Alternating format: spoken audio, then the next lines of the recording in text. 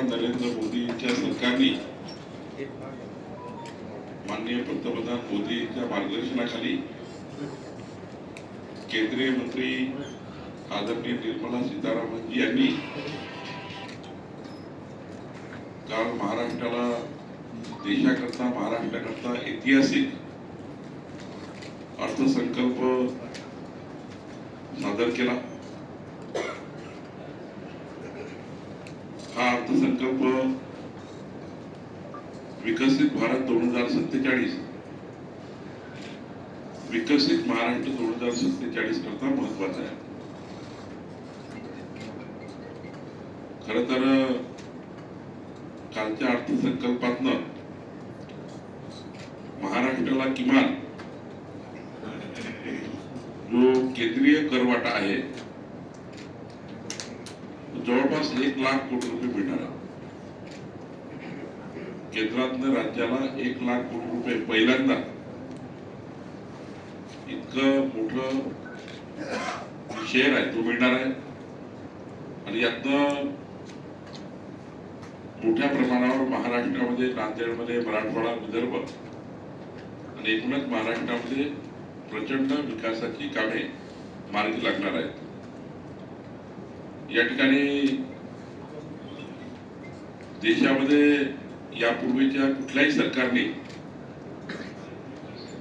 12 लाख कोटी रुपयाची पायाभूत सुविधावर गुंतवणूक केली नाही। यापूर्वीची गुंतवणूक काँग्रेसच्या कुठल्याही शासनामध्ये गुंतवणूक ही 1 लाख कोटी असायची, पण आता 12 लाख कोटी रुपयाची गुंतवणूक पायाभूत सुविधामध्ये केंद्र सरकार करणार आहे। जे 5 लाखापेक्षा जास्त लोकसंख्येचे शहर आहे ज्यामध्ये नांदेड येतो, या शहराचा संपूर्ण इंटिग्रेटेड डेव्हलपमेंटचा प्लॅन हा केंद्र सरकारच्या निधीमधून तयार होणार, त्यामुळे नांदेडचाही समावेश याच्यामध्ये होईल। एक नांदेडकरांकरता एक मोठी गिफ्ट या केंद्रीय अर्थसंकल्पाच्या माध्यमातून मिळणार आहे। शेती, पशुपालन, मत्स्य व्यवसाय आणि सिंचन यासाठी मोठी तरतूद केंद्र सरकारने केली आहे।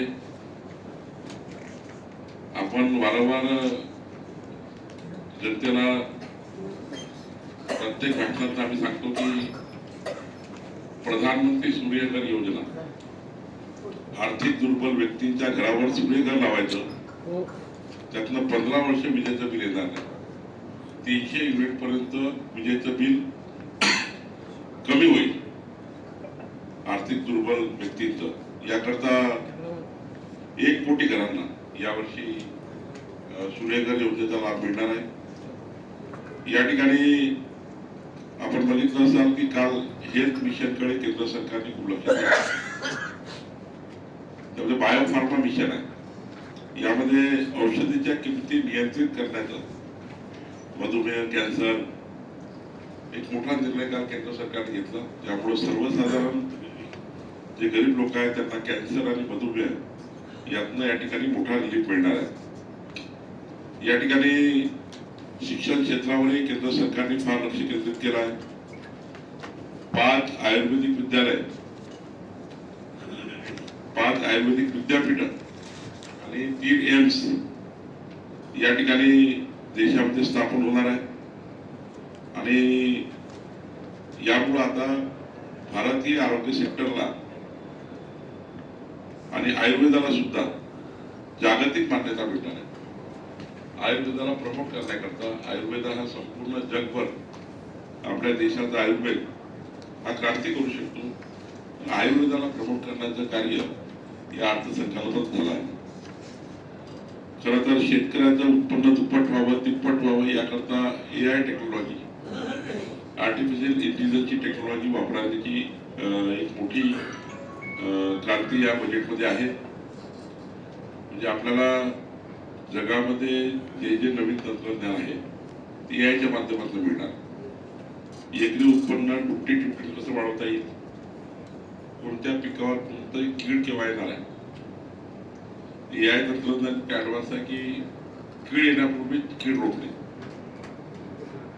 हवामानाचा अंदाज त्या ठिकाणी AI च्या माध्यमातून घेता येतो। त्यामुळे AI तंत्रज्ञान जर विकसित झालं तर शेतकऱ्यांचे उत्पन्न हे 2-3 पटीने वाढेल आणि येणारं संकट दूर होईल. याकरता एक महत्वाची सुधारणा या ठिकाणी केली आहे. खरं तर 17 औषधी जे आहेत, मी सांगितलं की 17 औषधीवर कस्टम ड्युटीज राहणार नाही. त्यामुळे एक मोठा रिलीफ आपल्याला या ठिकाणी मिळणार आहे. आपल्याला आपण महिलांकरता वारंवार चर्चा करतो, लाडकी बहीण योजनेची चर्चा करतो. या लाडक्या बहीण योजनेला जोडून शी मार्ट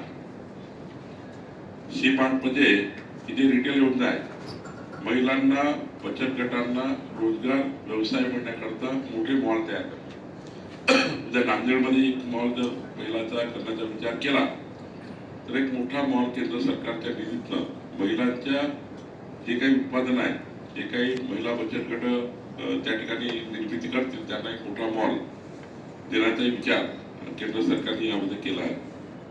लखपती दीदीमध्ये आपण सांगितलं की आम्ही नांदेडच्या प्रचार सभेत सांगितलं होतं की लखपती दीदी योजना फार चांगली आहे.